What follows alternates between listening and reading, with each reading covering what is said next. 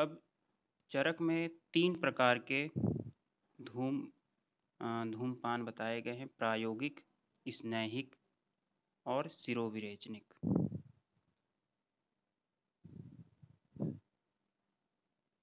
प्रायोगिक, स्नेहिक और शिरोविरेचनिक। इसके बाद हम लोग स्नेहिक पढ़ेंगे, फिर शिरोविरेचनिक पढ़ेंगे। और इसके बाद यहाँ पे लिखा हुआ है, वाग्भट्ट ने कहा है पंचकृत्व प्रलेपयेत, जो 5 बार उसका प्रलेपन करना है। 5 बार जो है उस औषधियों को उस सरकंडे पर लगाना है। ये एक इम्पोर्टेंट पॉइंट है। इसके बाद नीचे आ रहा है, तत्र एलादीनाम कुष्ठ तगर वर्जयेत।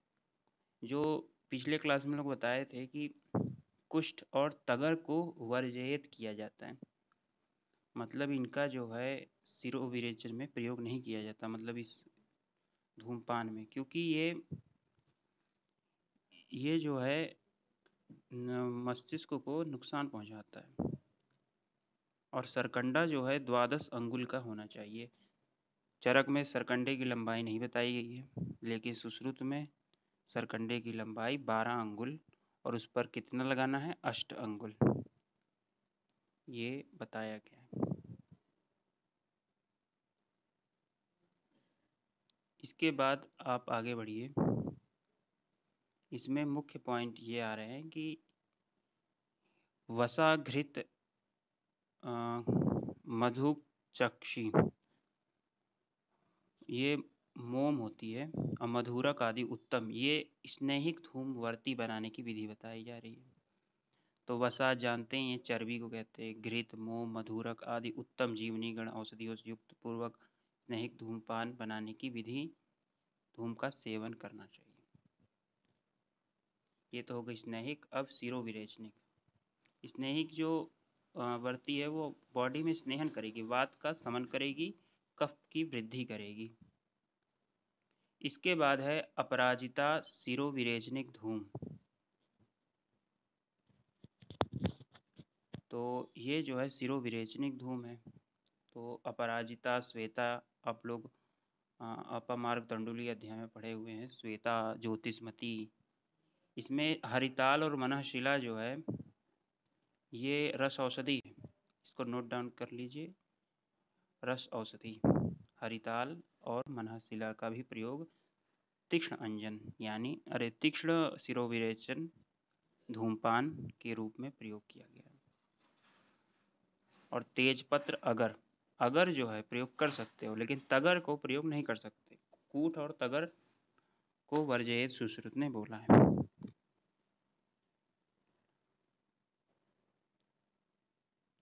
अब इसमें ये कॉपी आप लोग निकाल लीजिए, कॉपी में कुछ पॉइंट्स नोट करने हैं धूम नेत्र की लंबाई के ऊपर। कॉपी खोल के नोट कीजिए। चरक में प्रायोगिक, स्नेहिक और विरेचनिक की धूम की लंबाई, धूम नेत्र की लंबाई है 36, 32, 24। और सुश्रुत ने बताया है 48, 32, 24। और यहीं सारंगधर ने बताया है 40, 32, 24। इसमें प्रायोगिक जो है सबसे इम्पोर्टेंट है, तो पूछ लिया जाता है कि चरक में प्रायोगिक धूम नेत्र की लंबाई कितनी है, सुश्रुत में कितनी है, सारंगधर में कितनी है। सुश्रुत ने 2 और प्रकार के माने हैं, 2 और प्रकार के आपके धूमपान माने हैं, वामक और कासग्न। इन दोनों की लंबाई, धूम नेत्रों की लंबाई 16, 16। सुश्रुत में दोनों की लंबाई 16, 16। कासग्न हो चाहे वामक हो, दोनों को 16, 16। लेकिन सारंगधर ने 6 माने हैं। कासग्न को 16 कर लीजिए, वामक और व्रण दोनों व से शुरू हैं, दोनों 10 अंगुल प्रमाण के धूम नेत्र बनाए जाते हैं सारंगधर के अनुसार। वामक और व्रण धूमपान में 10, 10 और कासगन में 16, विरेचनिक में 24, स्नेहन में 32 और प्रायोगिक में 40। ये बहुत ही मतलब ये एक कॉम्पैक्ट स्टडी हो गई यहाँ पर।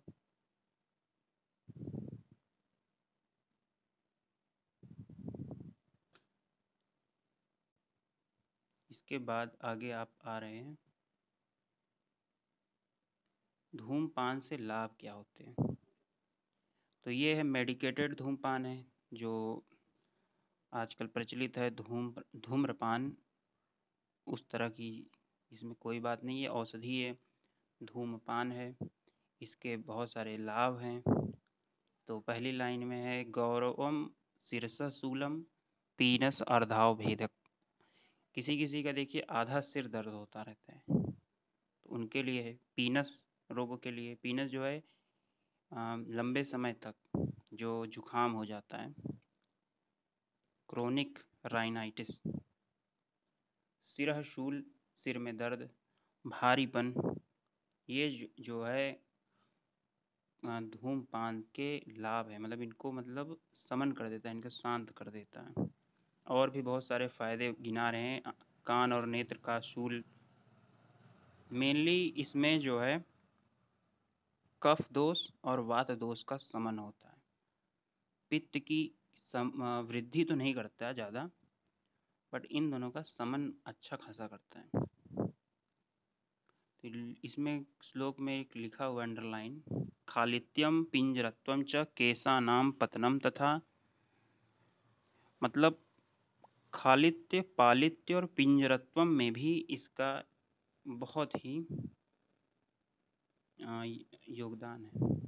खालित्य को नाश करता है। खालित्य मीन्स होता है बालों का खाली हो जाना पूरी तरह, और पिंजरत्वम मीन्स होता है, पिंजरत्वम मीन्स होता है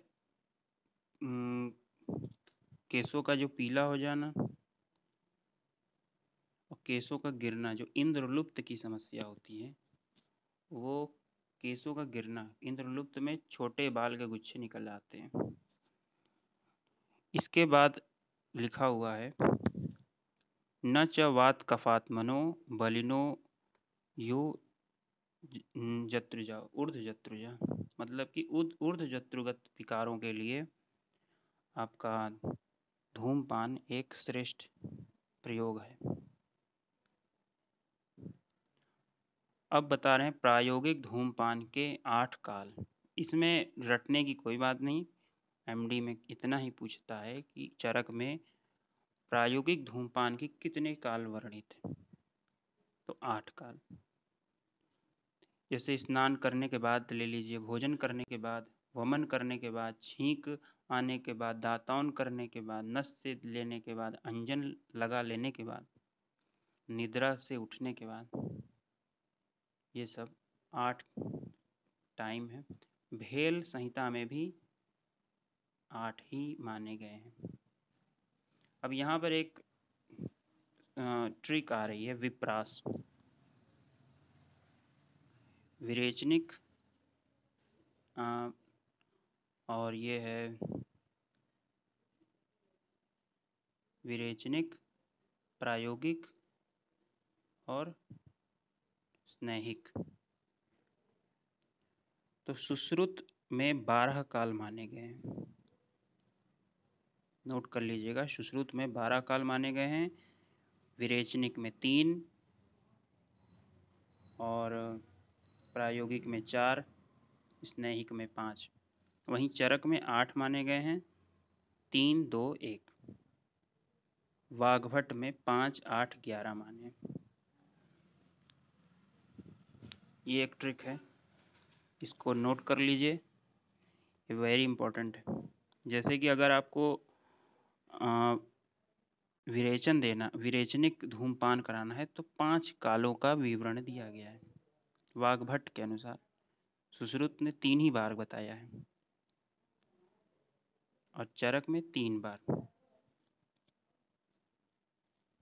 ये एक ट्रिक है, नोट कर लीजिए इसको। आगे बढ़िए।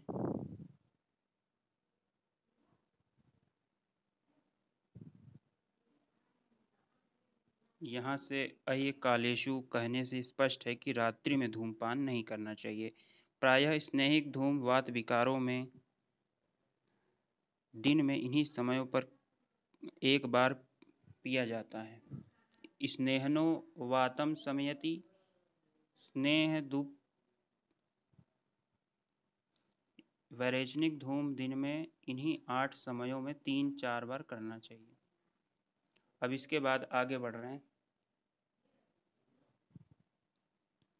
इसके बाद जो है अकाल में धूमपान तथा अति धूमपान के उपद्रव। मतलब अति धूमपान अगर आपने किया तो उसके क्या उपद्रव होंगे, तो बाधिर्य, आंध्य, मूकत्वम, रक्तपित्तम, शिरोभ्रमम, अकाले च अतिपित्तश्च धूमम कुर्याद द्रुपद्रवान। मतलब अति आपने धूमपान कर लिया तो आपको कानों से बाधिर्य हो जाएगा, आंधे हो जाएंगे, आँख से अंधे हो सकते हैं, मूक मतलब बोलने में परेशानी आपको होने लगेगी, और आपको भयानक रूप से रक्तपित्त की समस्या हो जाएगी। रक्तपित्त में रक्त दूषित होकर पित्त को बढ़ा देता है। पित्त दूषित होकर रक्त को अति मात्रा में बढ़ा देता है, रक्तपित्त की समस्या हो जाती है। अति करेंगे तो पित्त बढ़ना तय है।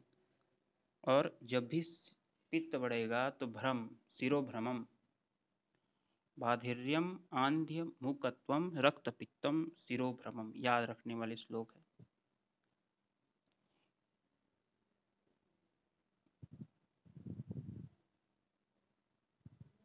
अकाल पीत और अतिपीत धूमजन्य उपद्रवों की शांति। अब अगर उपद्रव हो गए हैं तो उनकी शांति के उपाय भी बताए गए हैं। यदि वायु प्रधान रूप से प्रकोपित हो और अनुबंध में पित्त प्रकोपित हो, अगर वायु हो तो स्निग्ध करेंगे, पित्त को छोड़ दीजिए, अभी पित्त को देखिए ही मत। वायु हो तो स्नेहिक करेंगे, और अगर रक्त पित्त है तो शीतल, क्योंकि रक्त जो है उष्ण होता है, तो शीतल उपचार से जो है रक्त की उष्णता समाप्त हो जाती है। और अगर कफ और पित्त की प्रबलता हो तो पित्त को मत देखिए, डायरेक्ट रुक्ष द्रव्यों का सिद्ध किया घृत पान करिए, क्योंकि घृत जो है पित्त को शमन करेगा और रुक्ष द्रव्य जो है कफ को शमन करेंगे। अब इसके बाद आप लोग के सामने आ रहा है धूमपान के अयोग्य रोगी। तो गर्भिणी जो है अधिकतर इसमें कॉन्ट्राइंडिकेटेड रहती है। गर्भिणी कहीं भी ऑप्शन रहे सबसे पहले उसी को हिट करिए अगर कुछ समझ में ना आ रहा हो तो, क्योंकि उसमें ही सबसे ज़्यादा कॉन्ट्राइंडिकेशन होते हैं। इसमें 3 लाइन सबसे इम्पोर्टेंट है। न मद्य दुग्धे पीत्वा च न स्नेहनम च न माक्षिकम। और इसके नीचे है न तालुशोषे तिमिरे शिरः स्याभीयते न च।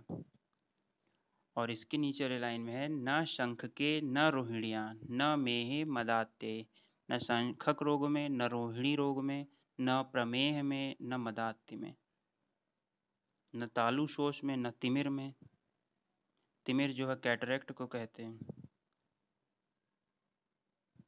और मदात्य जो है नशे को कहते हैं। अल्कोहल के अगर पुराना नशा है तो उन लोगों को भी धूमपान का निषेध है। तो इसमें आजकल के जो अल्कोहलिक लोग हैं वो धूम्रपान और अल्कोहल साथ में लेते हैं, जो कि आयुर्वेद में बिल्कुल ही कॉन्ट्राइंडिकेटेड है, मतलब विष के समान हो गया। इसीलिए लोग परेशान भी हो रहे हैं। अब अकाल क्या है? अकाल जो है सारंगधर के अनुसार अकाल जो है 12 से पहले 80 के बाद, मतलब बहुत छोटे बच्चों को भी धूमपान नहीं कराइए। पीडियाट्रिक में धूमपान नहीं होगा, या बड़े बच्चों को होगा जैसे कि 12 साल से बड़े बच्चों को, और 80 साल के बूढ़े के बाद भी नहीं कराना चाहिए, क्योंकि उसमें वात की वृद्धि रहती है, कफ का लगभग क्षय रहता है और ये औषधि कफ को भी शांत करती है, तो इसलिए नहीं कराते हैं। सारंगधर में माना है 12 से 80 और वहीं सुश्रुत ने माना है 18 से 80। 18 वर्ष की आयु से पूर्व धूम्रपान करना मना किया है, 18 वर्ष के पहले। इसके बाद आ रहे हैं तो नासिका से धूम निकालने से हानि। देखिए, धूमपान लीजिए, मुख से लीजिए, नाक से लीजिए, लेकिन निकालिए केवल मुख से। अगर आपने नासिका से निकाल लिया तो बहुत ही हानि होगी और उन हानियों का जिक्र यहाँ किया जा रहा है। सिर, नाक और नेत्रगत दोष हो, धूम पीने योग्य पुरुष हो तो उसे नासिका से धूमपान करना चाहिए। यदि कंठगत दोष हो तो मुख से धूम पीना चाहिए। नासिका से धूम पीने के बाद धूम को मुख से निकालना चाहिए। धूम कवल मुख से लेने पर नासिका से कभी भी न निकालें, क्योंकि विरुद्ध मार्ग में गया हुआ धूम नेत्रों को कष्ट देता है।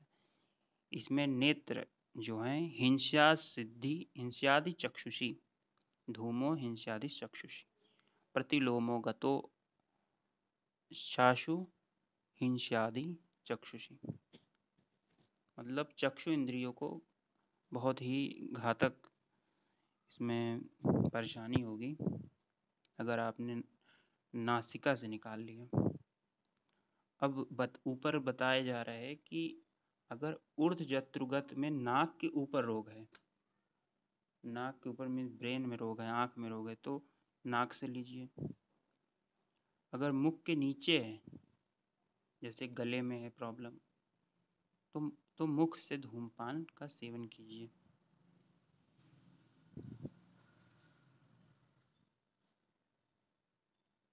अब आ रहा है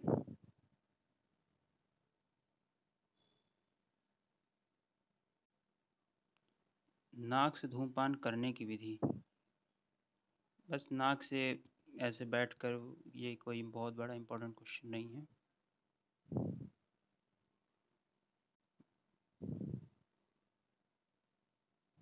इसके बाद आ रहा है धूम नेत्र का परिमाण। धूम नेत्र का परिमाण आप लोग को बताया जा चुका है, जो 36, 32, 24 था, वो कंप्लीट हो चुका है। और इसके बाद आ रहा है धूम नेत्र से पान में लाभ। मतलब धूम नेत्र जो है उसके अंदर धूम वर्ती को रखते हैं, जलाते हैं, उसके बाद अंदर मुख से या नाक से लेते हैं, और नाक से नहीं निकालते, केवल मुख से निकालते हैं। और अगर नाक से निकाल दिए तो आँखों की परेशानी होगी। उचित धूमपान के लक्षण: यदा चोरश्च कंठश्च शिरश्च लघुतां व्रजेत, कफश्च तनुता प्राप्तं सुपीतम धूम आदिशेत। धूम पीने के बाद जब उरह प्रदेश, कंठ, सिर हल्का हो जाए, शिरश्च लघुतां व्रजेत, तो उचित समझना चाहिए। सिर में, कंठ में हल्कापन आ जाए, उरह प्रदेश में, छाती में। और जब छाती में हल्का फील नहीं हो रहा है, स्तिमित हो रही है, जकड़ा हुआ फील हो रहा है, कंठ में कफ भरा हुआ फील हो रहा है, तो वो अयोग है। उसके बाद है अति योग। अगर अति योग हुआ है तो तालुशोष होगा, कंठस्य शुष्यते, परितप्यते, दृश्यते, मुद्यते, जंतु रक्तम च स्रवत्यधिकम, शिरस्य भ्रमते। मतलब जब भी पित्त बढ़ेगा तो आपको भ्रम और मूर्छा होगी और आप गिर पड़ेंगे। देखिए यहाँ पे लिखा हुआ है अति योग के लक्षण में कंठ शुष्कता, रक्त का स्राव, प्यास में वृद्धि, ये सब पित्त के लक्षण। संपूर्ण ज्ञानेंद्रियों, कर्मेंद्रियों में विकलता उत्पन्न होगी। तो एक बार फिर से इसको रिवाइज कर लेते हैं। तो हरेणुका निर्गुंडी, काला जीरा, पृथ्वीकाम, इन सब औषधियों को लेकर धूम्रपान जो है किए हैं।